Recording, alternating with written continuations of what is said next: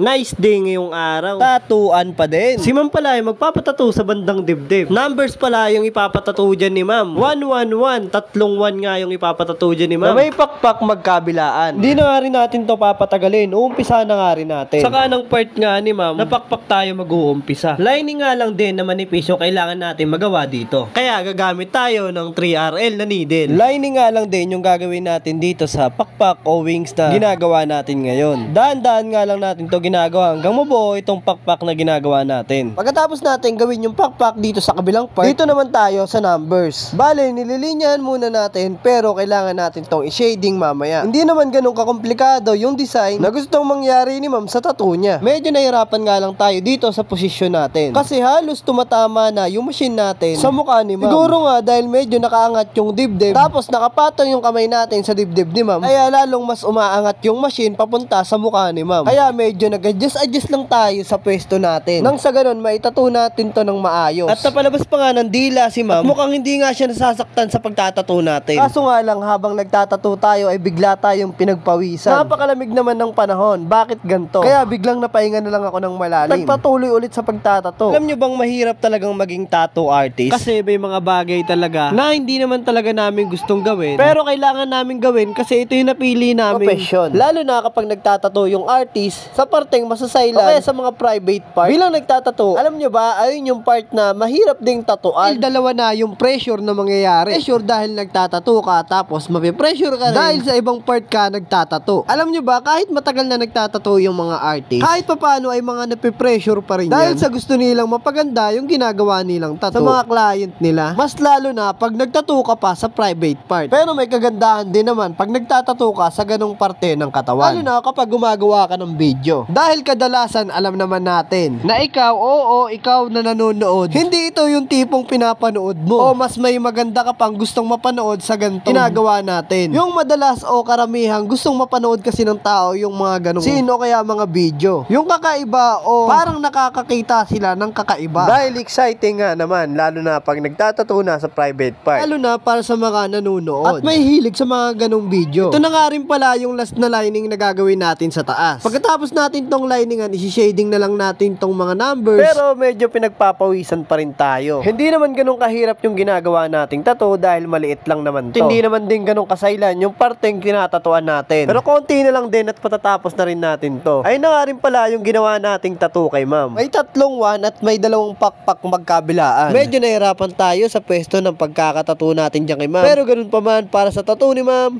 nice! Shoutout sa'yo, Alan Ray Rintoy Planada. Salamat sa tunay na suporta.